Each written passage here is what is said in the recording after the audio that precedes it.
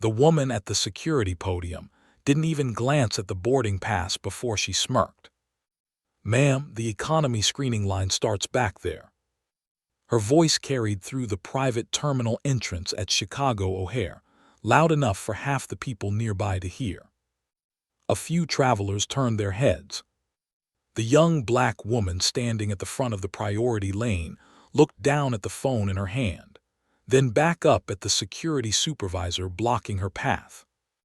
"I'm in the correct line," she said calmly. That calmness only irritated the supervisor more, because people who knew they didn't belong usually got nervous. This woman didn't.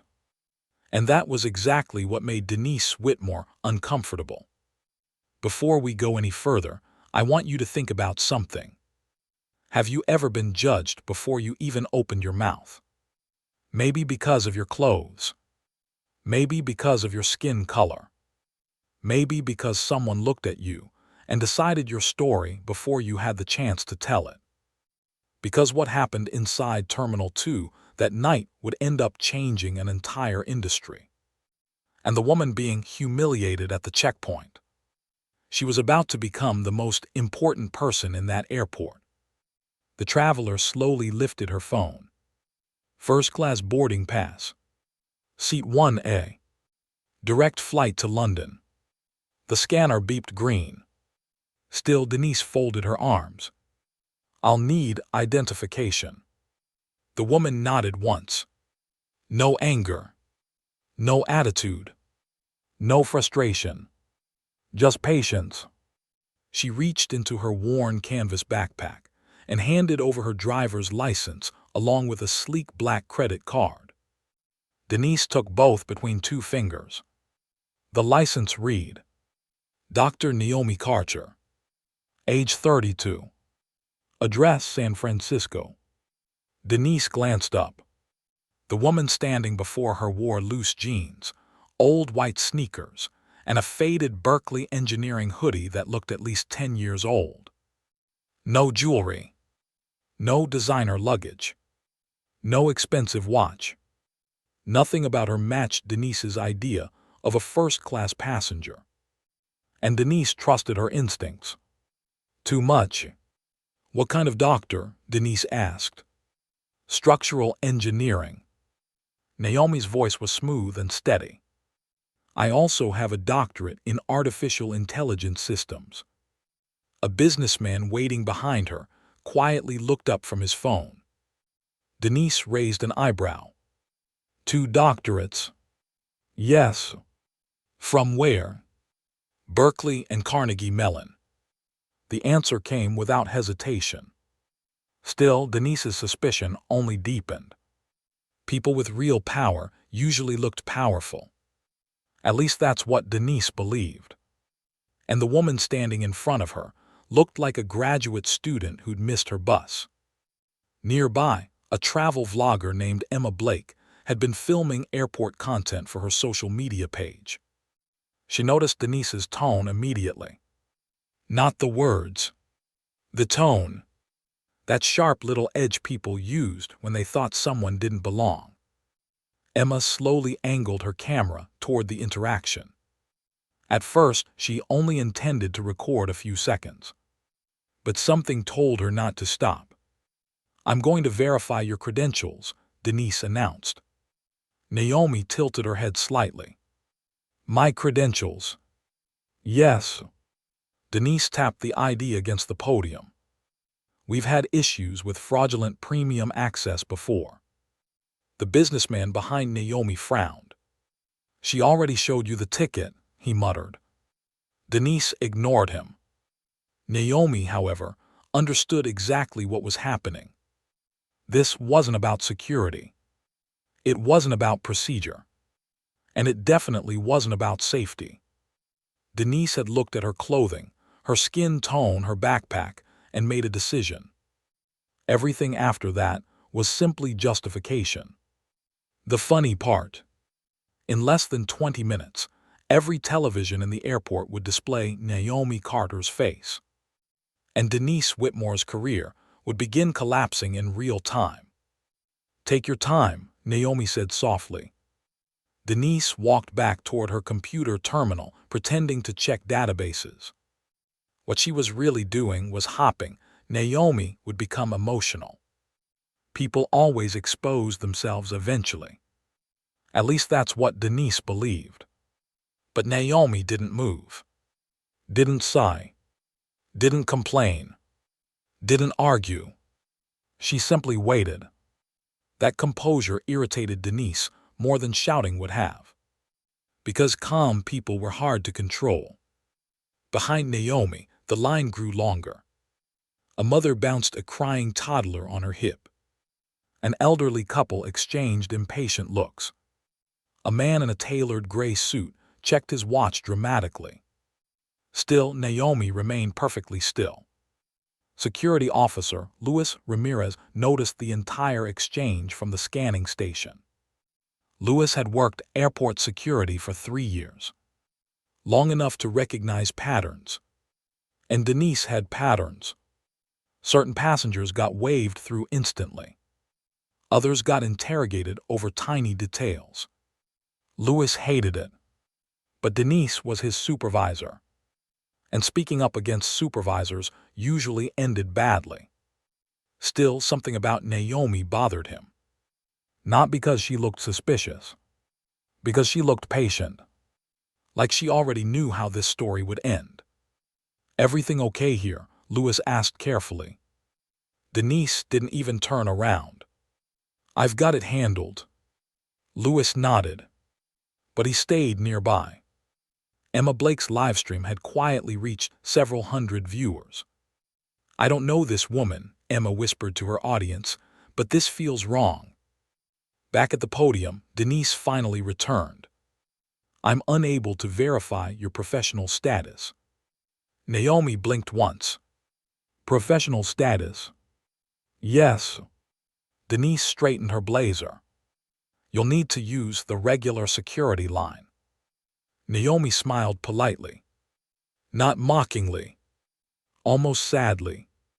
"I wasn't aware airport security maintained a database of engineers." Denise's jaw tightened. "Excuse me. Could you show me the regulation requiring first-class passengers to verify their educational background?" A couple of nearby travelers snorted softly. Denise's cheeks flushed. She wasn't used to passengers questioning her authority. Especially not publicly. "Listen, miss." "Doctor," Naomi corrected gently. The correction landed harder than an insult. Denise stepped closer. "If you continue being difficult, I can have additional security assist you." The irony nearly made Naomi laugh. Because the woman threatening her with security had no idea who she was talking to. No idea that Naomi's company had just won a $14 billion contract to redesign and manage the security infrastructure of 3 major U.S. airports, including this one. Naomi had flown commercial intentionally. She always did. Her advisors hated it. They wanted her on private jets, luxury lounges, VIP entrances. But Naomi believed leaders needed to experience systems the way ordinary people experience them. How else could you fix something honestly? And now, standing in a crowded airport while being profiled by security, she was getting exactly the kind of information she came for. "Ma'am," Denise snapped, "either cooperate or leave the lane." "I am cooperating," Naomi replied. "I showed my boarding pass. I showed my identification. I answered your questions." The businessman behind her finally spoke up. "She's right, this is getting ridiculous." Now Denise felt the situation slipping. She needed control back. Immediately. "Fine," she said sharply. "Put your belongings on the belt." Naomi calmly placed her backpack and carry-on suitcase onto the conveyor. Then she stepped through the body scanner. Beep. Denise's eyes lit up. "Finally. Something. Step aside." Naomi removed a slim smartwatch. "It's probably this." I'll decide what it is. The response came cold and immediate. A female officer performed a secondary screening, while Denise examined the X-ray monitor. Most of the bag looked normal. Laptop, chargers, documents. Then Denise saw it. A dense metallic cylinder inside Naomi's suitcase. Complex wiring, heavy components, industrial casing. Denise's pulse jumped. There it is. Confirmation. She knew it. "Ma'am," Denise announced loudly enough for nearby passengers to hear, "your bag contains a suspicious electronic device." The atmosphere changed instantly. People stepped backward. Phones rose higher. Emma's livestream exploded with comments. Naomi walked over calmly. "It's a portable seismic analysis scanner." "A what?" "It's used to evaluate underground structural integrity. I'm presenting it at a renewable infrastructure conference in London." Denise gave a dry laugh. "Of course you are." Naomi's eyes narrowed slightly for the first time. Still calm, but colder now. "Excuse me. People like you always have explanations." The words hit the terminal like broken glass. Lewis looked down immediately. Emma whispered, "Oh my God," into her phone. Because everyone understood exactly what Denise meant. Even if Denise pretended otherwise. Inside Naomi, something settled. A quiet decision. This was no longer just an unpleasant interaction. This was evidence. Evidence of the exact culture she'd been warning airport executives about for years. A culture where assumptions replaced professionalism. Where authority operated without accountability. And tonight, the entire world was about to watch it happen live. Naomi Carter had spent most of her life being underestimated. At 13, a teacher told her advanced physics might be too demanding. At 19, a professor assumed she was on academic probation because she wore hoodies instead of business clothes. At 26, investors laughed when she pitched her company. "Airports aren't sexy," one venture capitalist told her. "People don't care about infrastructure." He said that right before Naomi built one of the fastest-growing engineering firms in the country. By 32, she was worth nearly $2 billion. But money never protected her from assumptions. Because assumptions weren't logical. They were emotional. And emotional people rarely questioned themselves. Denise crossed her arms. "I'm calling airport police." "Feel free," Naomi replied. That confidence unsettled Denise more than anything else. Most guilty people panicked. Most innocent people became defensive. Naomi did neither. She simply watched. Like a scientist observing an experiment. Lewis quietly pulled out his own phone. Not to post. To document. Because something told him this moment would matter later. Airport Police Detective Marcus Hale arrived 7 minutes later. Tall, broad shoulders, silver hair, 25 years on the force. Marcus had learned long ago that real threats rarely looked dramatic. And people abusing authority often sounded extremely confident. "What's going on?" he asked. Denise launched into her explanation immediately. Suspicious passenger, fake credentials possible, suspicious device, uncooperative attitude.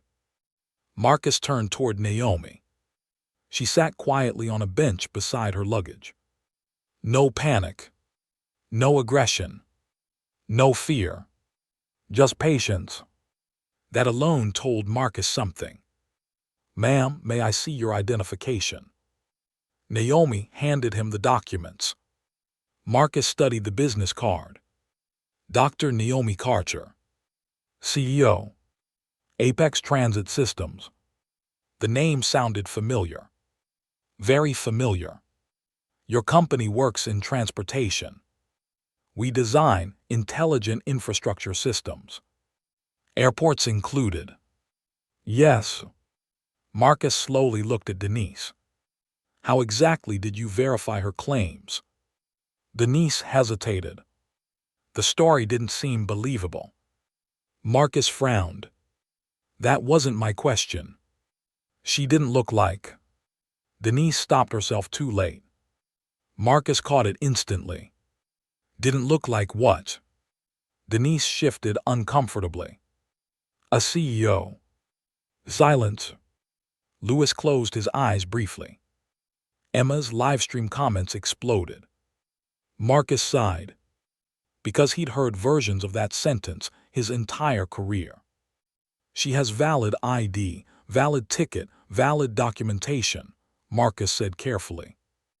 What actual law or protocol has she violated? Denise pointed toward the scanner device. That thing could be dangerous. Naomi opened her suitcase slowly. Would you like me to demonstrate it? Marcus nodded. Denise quickly interrupted. She shouldn't touch it. Marcus looked at her. Why? She could activate something. Naomi finally looked directly into Denise's eyes. You still think I'm lying? Denise didn't answer. Because she did. Not because of evidence. Because of instinct. And Denise trusted her instinct more than facts. Naomi carefully lifted the cylindrical device. It's a ground resonance scanner, she explained. It analyzes structural weakness beneath concrete using low-frequency vibration mapping. She pressed a sensor. Blue light glowed softly across the surface. Diagnostic numbers rolled across a tiny screen. Marcus immediately recognized professional engineering equipment. Nothing about it resembled a weapon. It's legitimate, he said. Denise stared at the floor. She was losing. And she hated losing. Then the airport announcement system crackled overhead. Attention passengers, please direct your attention to terminal monitors for a special live announcement beginning shortly. Naomi checked her watch. 7:28 p.m. Perfect. Lewis noticed the change in her expression. Not satisfaction. Certainty. Like someone watching a clock reach zero. Dr. Carter, Marcus asked quietly, is there something I should know? Naomi looked at him. In about 2 minutes, every screen in this airport is going to explain exactly who I am. Denise laughed nervously. What does that even mean? Naomi turned her phone around. A calendar reminder glowed on the screen. CNN live announcement, 7:30 p.m. Marcus felt his stomach tighten. What announcement? The Federal Transportation Modernization Contract. Naomi's voice remained calm. My company won the bid. Denise went pale. That's impossible. Is it? Naomi tilted her head. Did you read any transportation news this month? The massive airport modernization deal had dominated industry headlines for weeks. $14 billion. The largest infrastructure overhaul in aviation history. Denise suddenly remembered hearing the company name during executive meetings. Apex Transit Systems. Marcus looked between them slowly. You're telling me your company is taking over airport operations? Security systems included. Denise's breathing changed. Faster now. Sharp. Because suddenly, every word she'd said replayed inside her head. People like you. Doesn't look like a CEO. Fake credentials. Suspicious. All documented. All recorded. All public. Emma's livestream had already passed 40,000 viewers. Social media users were identifying Naomi in real time.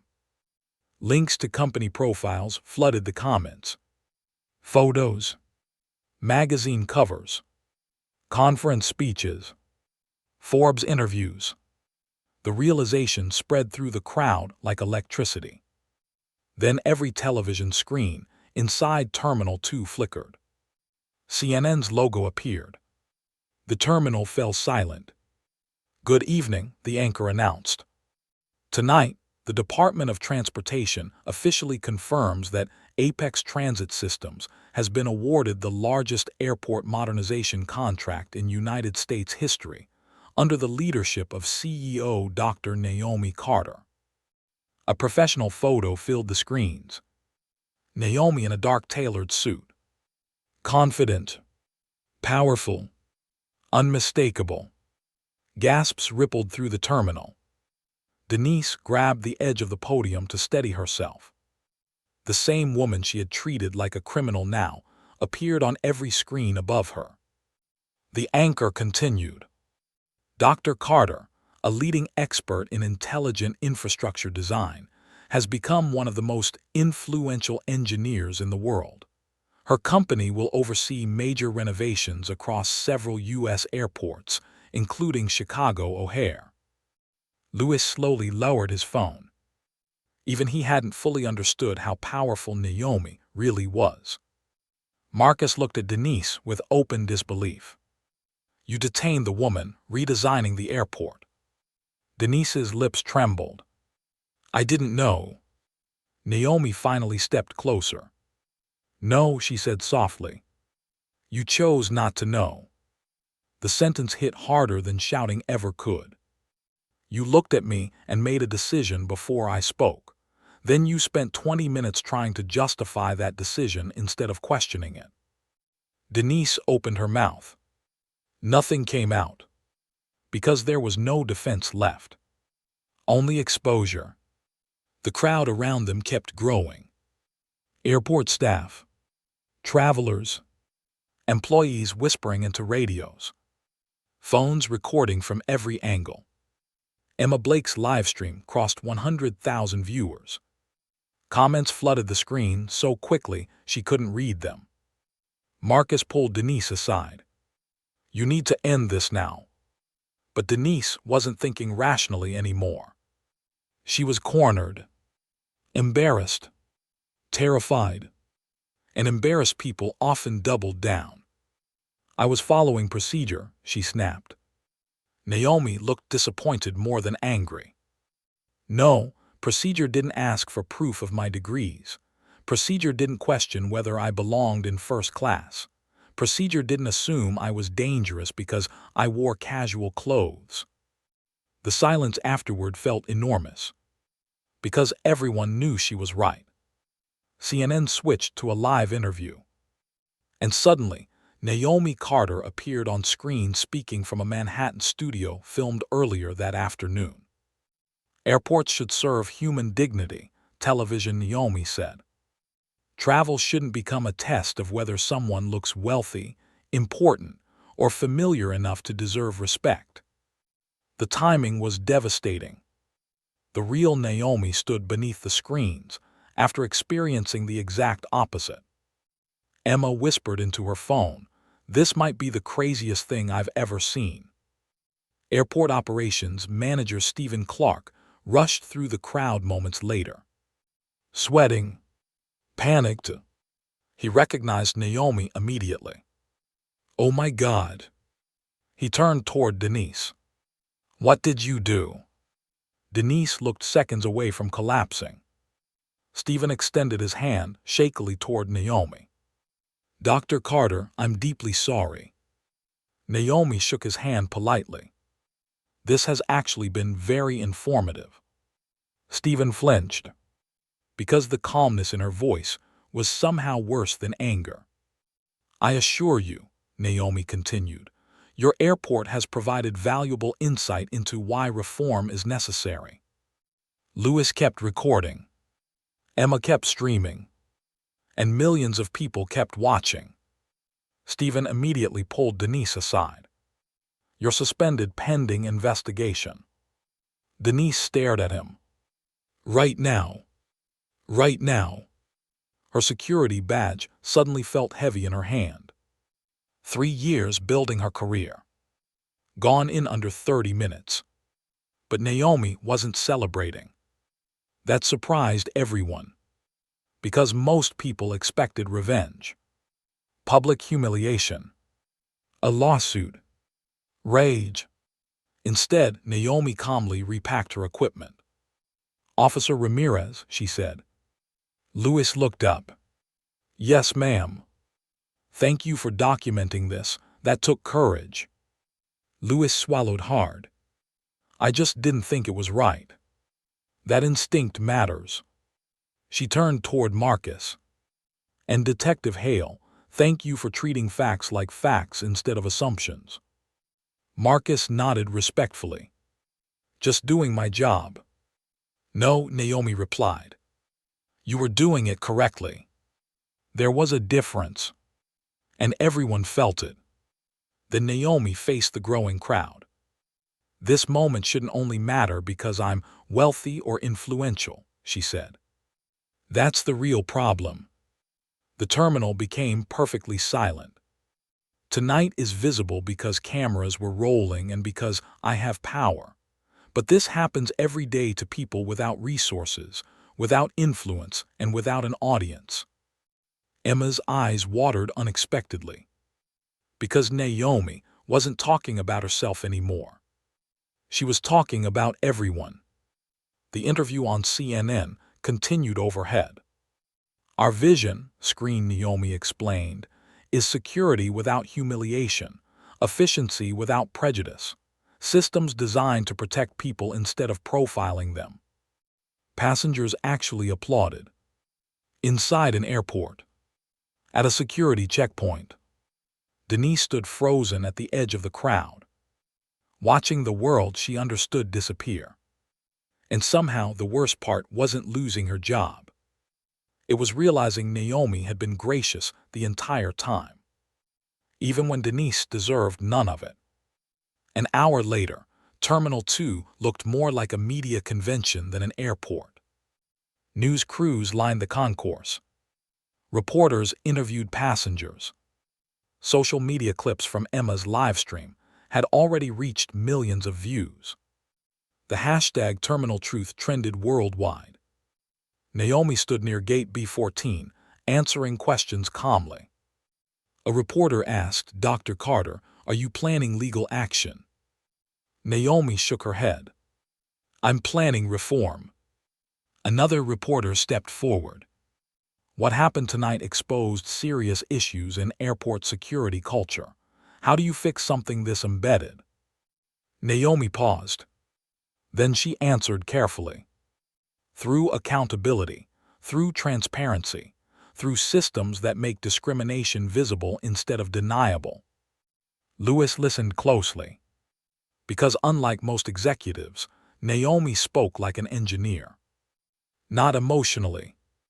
Practically. "This wasn't one bad employee," Naomi continued.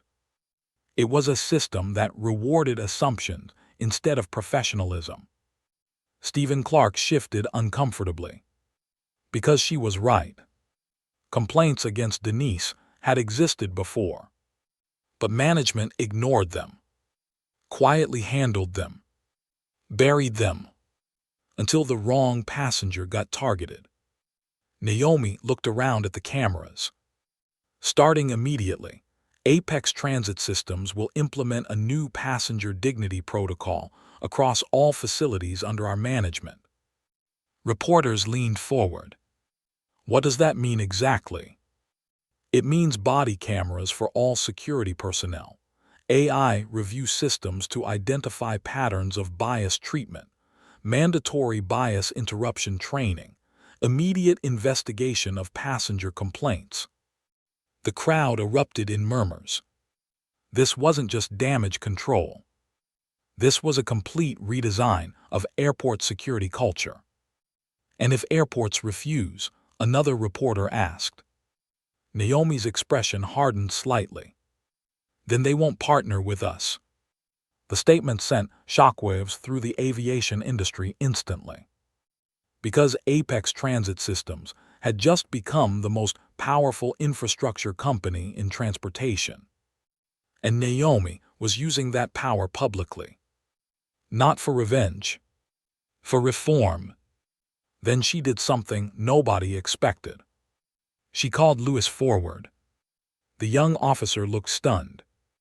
Officer Ramirez chose integrity over comfort tonight, Naomi announced.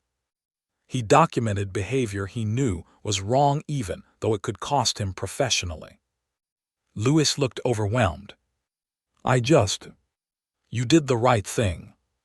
Naomi smiled. And right now, we need more people willing to do that. She turned toward the cameras. Effective tomorrow, Luis Ramirez will join Apex Transit Systems as Director of Ethical Security Training. The terminal exploded with reactions. Luis stared at her speechless. You're serious? Completely. Then Naomi gestured toward Emma. And Emma Blake's documentation tonight reminded the world that visibility creates accountability. We'll also be partnering with her to build a passenger reporting platform for traveler experiences nationwide. Emma nearly dropped her phone. This is insane, she whispered. Naomi smiled. No, what happened tonight was insane. This is a response. But the most unexpected moment came later. Much later. Near midnight. Naomi walked quietly through the nearly empty terminal after finishing interviews. And there, sitting alone beside a closed coffee stand, was Denise. No blazer. No authority. No confidence. Just exhaustion. Naomi could have ignored her. Nobody would blame her. Instead, she sat down. Denise looked stunned. Why are you being kind to me? She asked weakly. Naomi leaned back quietly. Because cruelty doesn't fix systems. Denise looked down. I really thought I was good at my job. You probably were in some ways. Then how did I become this person? Naomi studied her for a moment. Small assumptions repeated long enough become identity. Denise swallowed hard. I didn't realize how many judgments I made automatically. Most people don't. And now everyone hates me. Naomi shook her head slowly. People hate what you represented tonight. That's different. Denise wiped tears from her face. I don't know how to fix this. You start by telling yourself the truth. Silence settled between them. Finally, Denise whispered, I was afraid. Naomi looked at her carefully. Of what? That someone like you could exist. The honesty surprised even Denise herself. You looked nothing like the people I associate with power, she admitted. And instead of questioning my assumptions, I questioned you. Naomi nodded slowly. That's how bias survives. Denise stared at the floor. I'm sorry. Naomi believed her. Not because the words erased anything, but because for the first time all night, Denise sounded honest. Sorry matters, Naomi said. But growth matters more. The next morning, the story dominated every major news network. Airport bias exposed live. CEO humiliated before billion-dollar reveal. Engineer turns discrimination into reform movement. But Naomi refused to make herself the victim. Every interview returned to the same point. This isn't about me being important, she repeated. It's about how many invisible people experience the same treatment every day. Within 72 hours, airports across the country announced policy reviews. Passenger advocacy groups demanded accountability.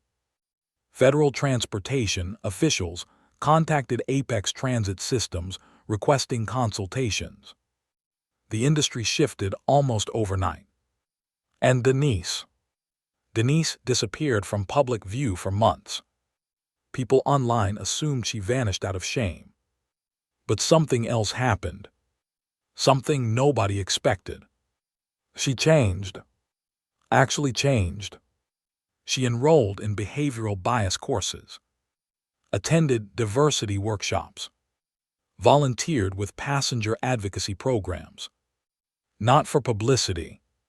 No cameras. No interviews. No sympathy tour. Just work. Painful work. The kind that forces people to confront ugly truths about themselves. Meanwhile, Lewis transformed airport training nationwide. He redesigned security education around dignity-first interaction. Not because politeness looked good, because respectful officers made better security decisions. And the data proved him right. Passenger complaints dropped dramatically at airports adopting the protocol. Security accuracy improved. False escalations declined. Turns out officers focused on behavior instead of stereotypes performed better. Naomi wasn't surprised. Bias had always been inefficient. 1 year later, Naomi returned to O'Hare for the unveiling of the airport's redesigned security terminal. Bright lighting, transparent screening zones, real-time accountability systems, passenger assistance stations, human-centered design everywhere. No intimidation architecture. No hidden review rooms. No authority theater. Just professionalism. Lewis stood beside her during the ribbon-cutting ceremony. "You really changed this place," he said quietly. Naomi shook her head. "No, people changed it." Then she noticed someone standing near the back of the crowd. Denise. Different now. Simpler clothes. No arrogance. No performance. After the ceremony ended, Denise approached carefully. "I wasn't sure you'd want to see me." Naomi smiled faintly. "How are you?" Denise laughed softly. "Still learning." "That's a good sign." Denise nodded. "I train transportation staff now, mostly on unconscious bias recognition." Naomi raised an eyebrow. "You found a new path." "I found honesty." Denise looked around the transformed terminal. "I used to think authority meant deciding who belonged. And now I think authority means protecting dignity equally." Naomi smiled. "For real this time." Because transformation mattered. Not perfection. Not punishment. Transformation. 2 years later, the Carter Protocol became a federal standard in airports nationwide. Passenger discrimination complaints dropped more than 80%. Security efficiency reached record highs. Multiple countries adopted similar systems. Business schools taught Naomi's response as a case study in leadership under pressure. But Naomi kept one reminder from that night. The old Berkeley hoodie. It hung in her office beside framed engineering awards and billion-dollar contracts. Whenever executives asked why she kept it, Naomi always gave the same answer. "Because the world treats people differently based on appearances, and I never want to forget what that feels like." The truth was simple. Denise Whitmore believed power had a certain look. She believed importance dressed a certain way. She believed dignity had to be earned visibly. And that belief destroyed her career. But Naomi Carter believed something else. That every person deserved dignity before proving their worth. That true leadership revealed character under pressure. And that systems built without empathy eventually fail everyone. The woman denied access to the priority line ended up rebuilding the entire system. Not through revenge. Through vision. Through restraint. Through refusing to become cruel just because cruelty touched her first. And maybe that's the real lesson. Because someday, every one of us will stand at our own version of that security checkpoint. Faced with someone we don't understand. Someone who looks unfamiliar. Someone our instincts try to categorize before our minds catch up. In that moment, we'll all make a choice. Well, we lead with assumptions. Or dignity. Naomi Carter changed airports forever because she understood something powerful. The strongest people in the world rarely need to announce their power. They simply carry it quietly. And sometimes the quietest person in the room is the one capable of changing everything. So remember this story the next time you meet someone who doesn't fit your expectations. Because you never really know who's standing in front of you. And the person you underestimate today might be the one who transforms your entire world tomorrow.